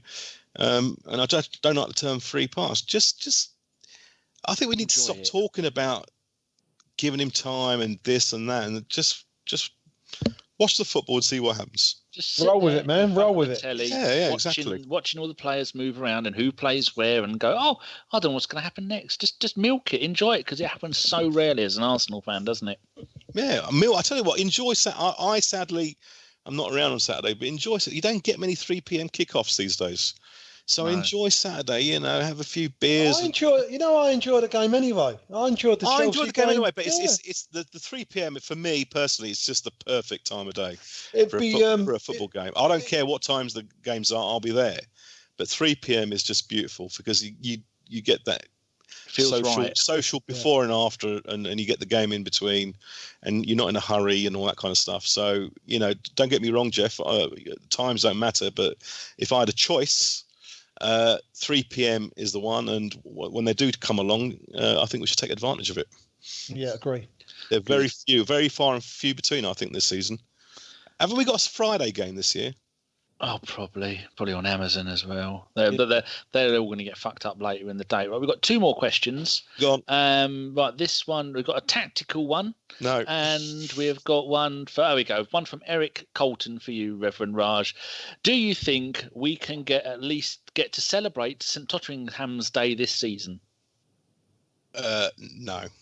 Whoa, Reverend, you've let us down. Can you have a word with the man upstairs and organise it? You've got to be honest. I know we're Arsenal fans. I can't stand that team, I've got to say. No one does. But Geoff was right earlier on. You know, they have got a brilliant team and they play good football at the moment, sadly. You're hoping it will go tits up when they move into their new stadium, if they ever do, because they have got a good team. And I think if we get to St Totteringham's Day this year, then I think Unai Emery's earned his salary for this year. Okay. Geoff? I want to Geoff and Ellis on this. You know what? Arsenal being Arsenal, it wouldn't surprise me if we do them this year. But I don't think so. I think St Totteringham's Day is the day that we on top. So you think we'll end up above them? No, I don't think so. I said, but I wouldn't be surprised. Arsenal being Arsenal, you never know. We might go on a run and. Fair enough. Okay, right. We've got one final question. Give this to you, Geoff, from Mike, who is always in the chat on the YouTube live shows that we do with Jason. He says, will we finally see the 4-2-3-1 with both Aubameyang, so that'd be out wide left, and Lacazette playing up front this week? Who are the most suitable for the midfield 3? A midfield 2, so that'd be the centre midfield 2, and maybe in the 10. Oh, again, we don't know what is his natural setup. Other people know more about it than me. But if it's that defensive structure, I think Torreira and Guendouzi in the middle of in front, the back 3 or whatever you want to call it. Maybe you do get to see the 2 boys up top. It would be nice, but I don't think so. Go on then, Raj. Right then, thank you very much for that, Geoff. We are now going to wrap this show up with shout-outs. So, Ellis, I think you've got a special one for us tonight. I'm going to be greedy. I've actually got 2. 2? 2. I'll explain the reasoning behind it once I've given a little shout-out. Better be a bloody good one. It is a good reason. Okay. So, first of all, we've got Tony Lee. He's at the Nefarious Big. He's also quite a lot on the radio shows in the chats there, but I don't know what his name is in there. And then someone else you probably heard of from the radio show chat as well is Travis, who is at Walrus_Hedgehog. And the reason they're both getting a shout out is because they recently joined our FIFA Pro Clubs team. So I'll give a little plug there, which is a team that is a game mode on FIFA where you make a player and you can play like 11v11. Everyone controls one player, and we get quite a lot of us on there. And those 2 guys saw us streaming on Twitch, which Danny's been doing a lot of recently, and decided they wanted to come join us and have a go. And it's a bit of laugh, a bit of a banter. If anyone wants to join in, if they've got an Xbox and FIFA, then by all means. Obviously, the new FIFA comes out in September, so we'll be streaming a bit more with Danny's permission and getting some more people involved. So if anyone does want to come play along and they've got an Xbox and FIFA, then just give a message to me or Stefan, who's at the tall blonde one, who's the captain of the team, the guy that set it up, and we'll get you in. It's a good laugh, and just a shout out to those 2 guys who have joined, and it's been good to know them. Excellent. Geoff, what about you? Who gets a shout out? Someone that we know, maybe?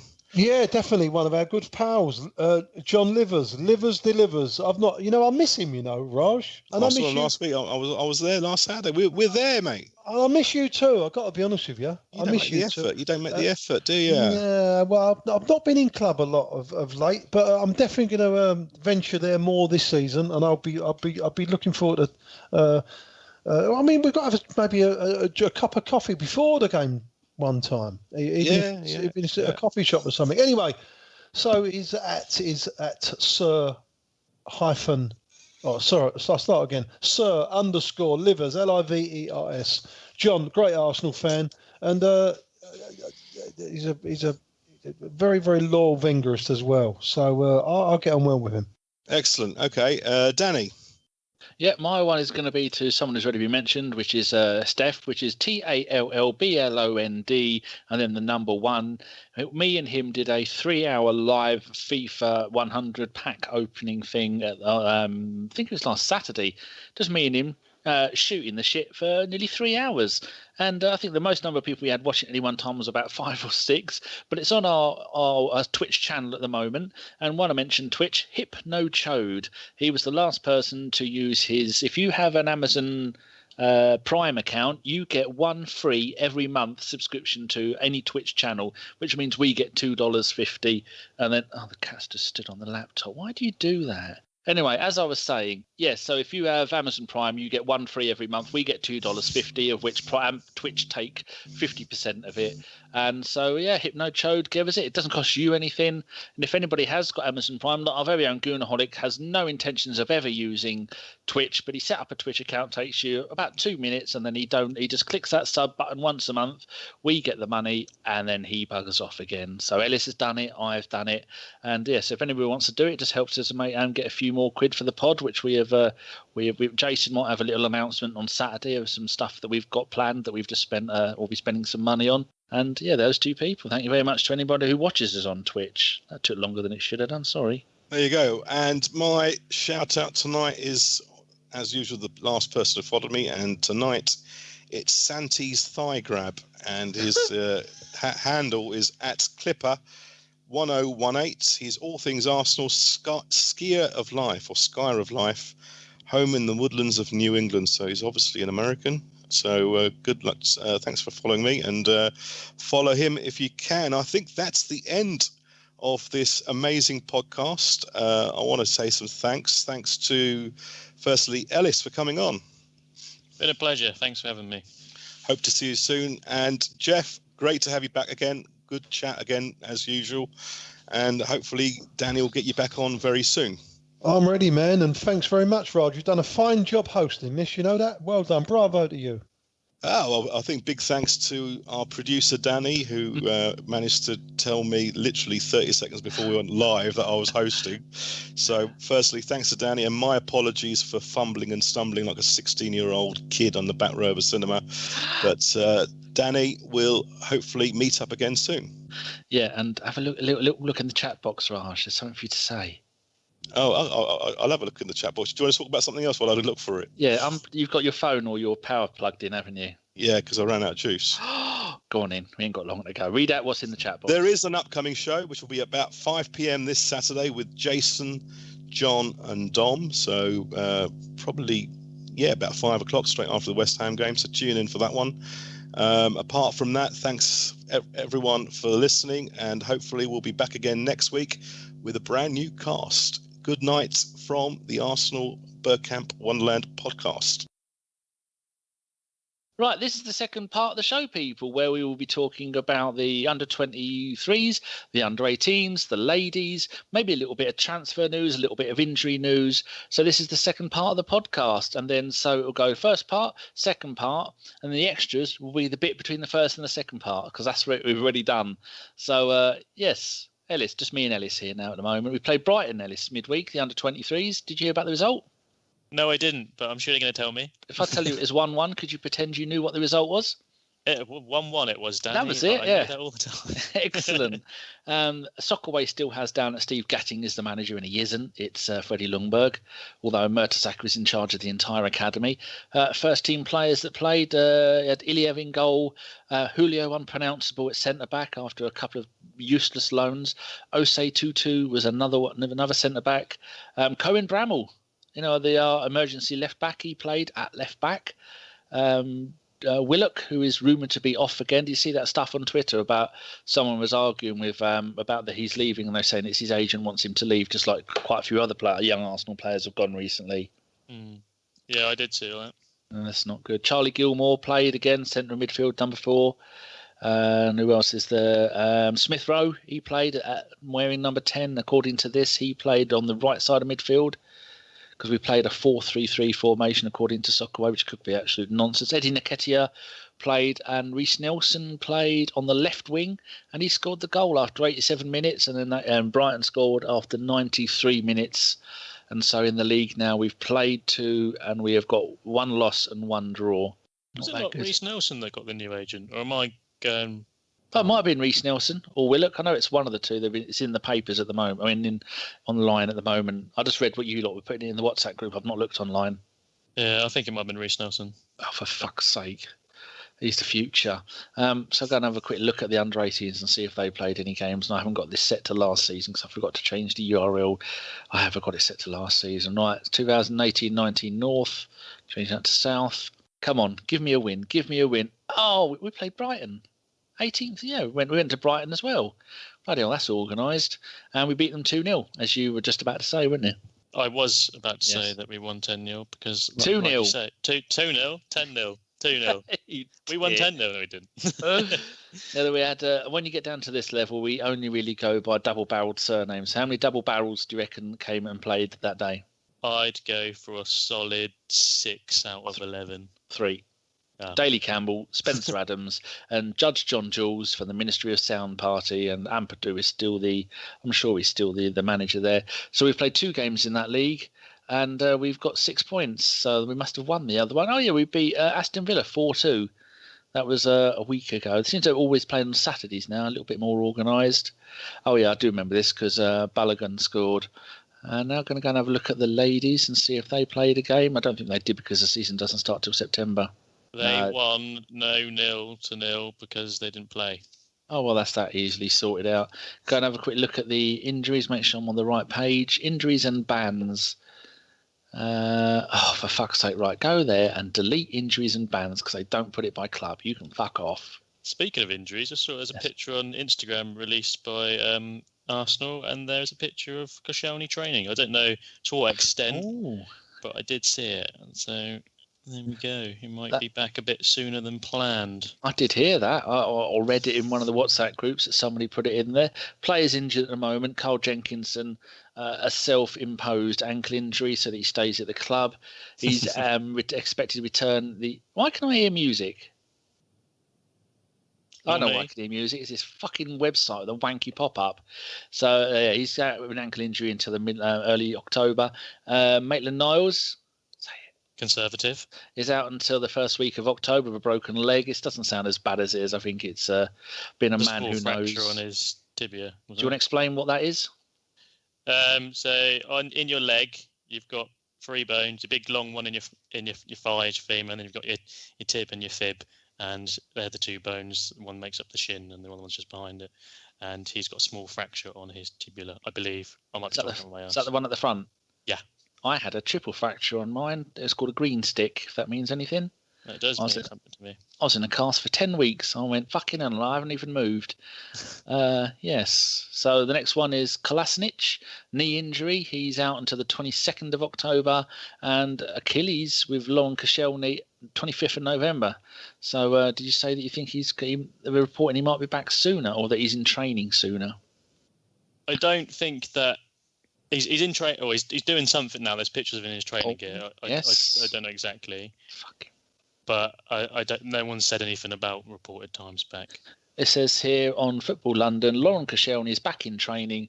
That will be music to Arsenal fans' ears, with original fears that the Frenchman would be out until at least 2019. The 32-year-old suffered horrific Achilles injuries during the Europa League semi-final with Atletico Madrid last season. There you go. So is this a modern picture? A recent picture? I think it is. He's had a haircut. And he's jogging there with Barry Solan.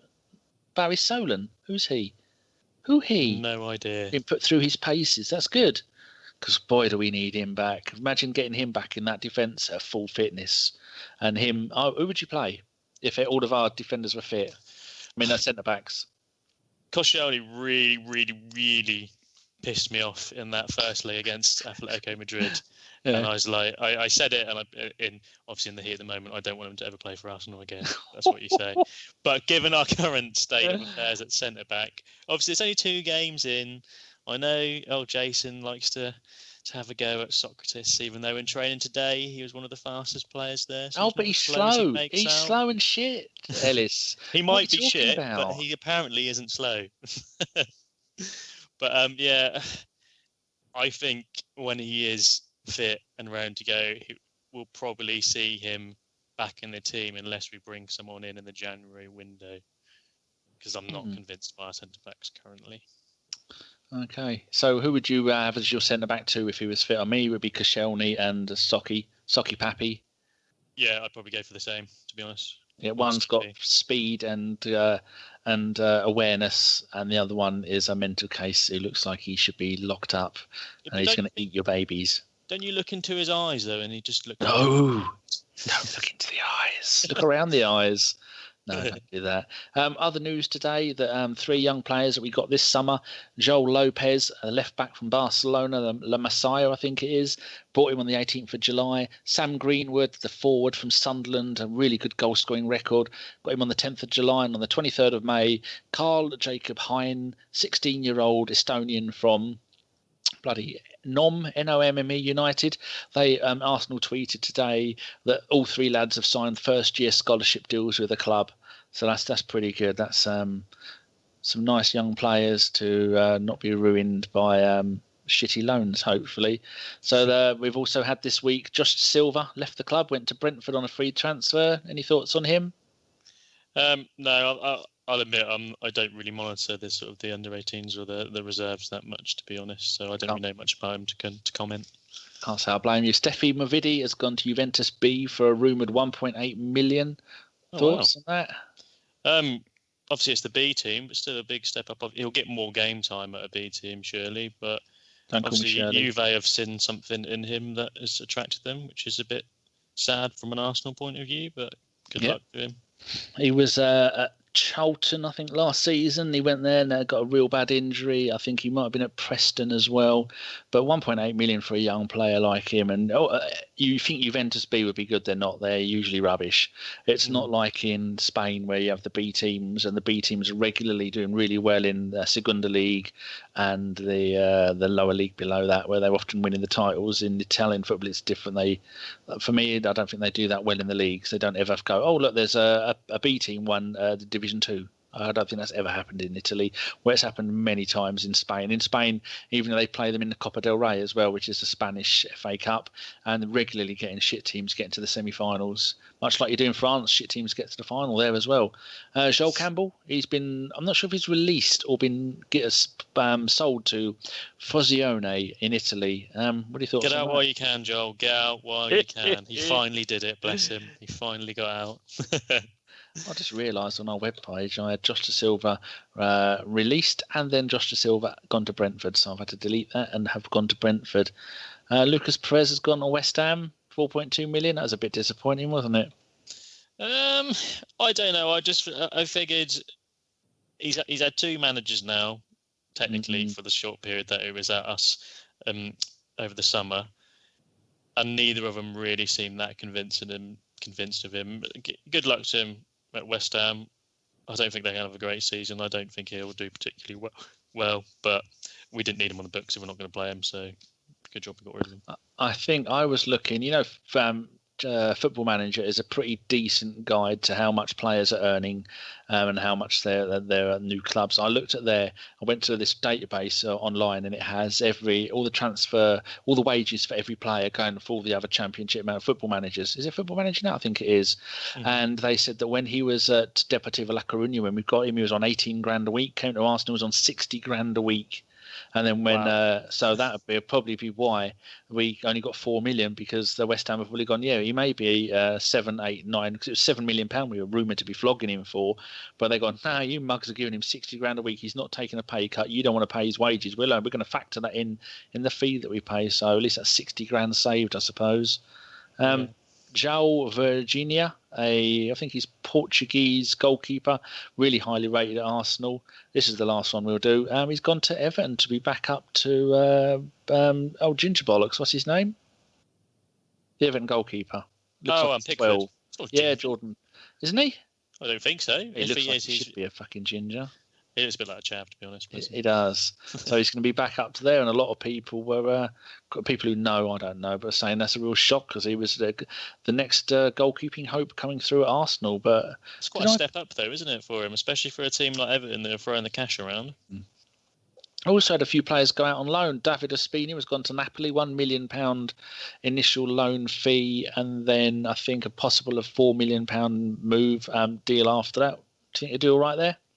Yeah, probably. It's not like has Reina gone? Is he still at Napoli? Or? No, gone to AC Milan. They got rid of both their goalkeepers. They had a Brazilian goalkeeper they let go on a free, and then he went to Milan, and then they brought in 2 goalkeepers from Udinese, one of which was experienced, one wasn't, and I think the experienced one got injured. So they went, oh, fuck, we need a goalkeeper. But Napoli's a hell of a team, aren't they? Yeah, I think he'll do all right in Italy, to be honest. He's been rumoured with a lot of Turkish teams pretty much every window we've had him, so it's definitely a better league than the Turkish league. So I think he'll be happy with that move, especially considering that he wasn't really breaking into the Arsenal team, especially after we signed Leno. So it's probably a good move for him and for us, really. You know, if we can get him off his wage books, he has a good season at Napoli and they buy him. Also, last Friday, which is the only other deal we got to talk about, Christian Bielik went on loan to Charlton Athletic. What do you think of that? Steve likes him because he's a Polish player. He was meant to be the next great central defensive hope at Arsenal, wasn't he?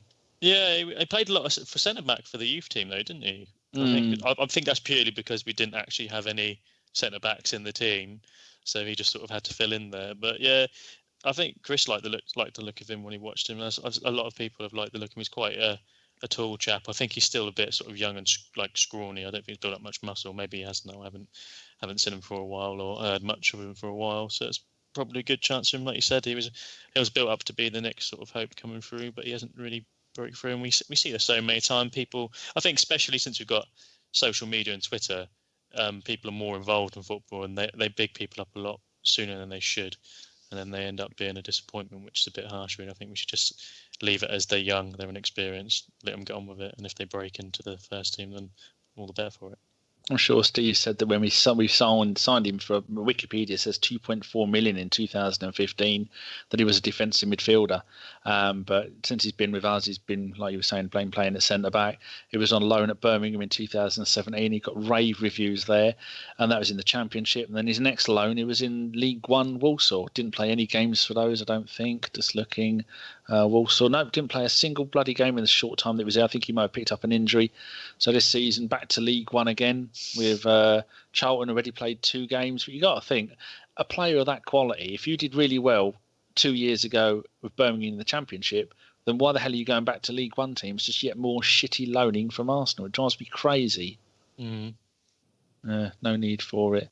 So yeah, he's there on a season-long loan. Wow. That's it. So, is there anybody from ABW that you'd like to say hello to before we go? Fuck Carl. Oh, you did it! Oh, I wasn't lining you up for that at all. You're a very harsh man, or maybe a hard man as well. I don't know. I've not seen you after a couple of pints of shandy. No, I'm definitely not. I'm a bit floppy after a few drinks. I hope you do. Not that sort of floppy before anyone says it. Gee, I think we better end this before it all goes potty. Say goodbye to the dear listener, Ellis. Goodbye, dear listener. Sleep well. And here's some more shenanigans after the podcast ended. Good night from the Arsenal Bergkamp Wonderland podcast. Fucking hell. Jeez, I'm sweating, mate. Well done, Raj. Teenager, honestly.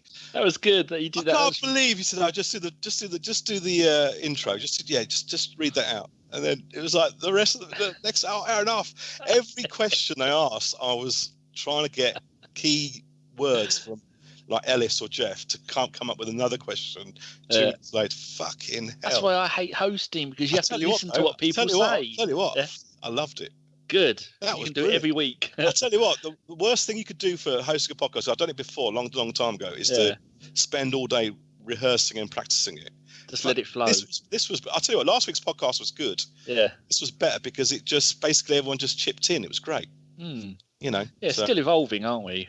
The host situation. And that new section that new section that we've got, Mr. Fife. The list. That's brilliant. If you kind of give them the answer, then bring in Geoff and bring in Ellis and see what their thoughts are on certain players. That's good, though. Anyway, there you go.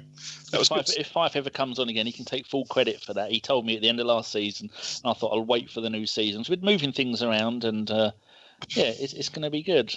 So, it's brilliant to have you both back on. And I'll be coming to a game this season, Geoff. A few games, me, Sean's mum and one other person. Ellis and his old man are going.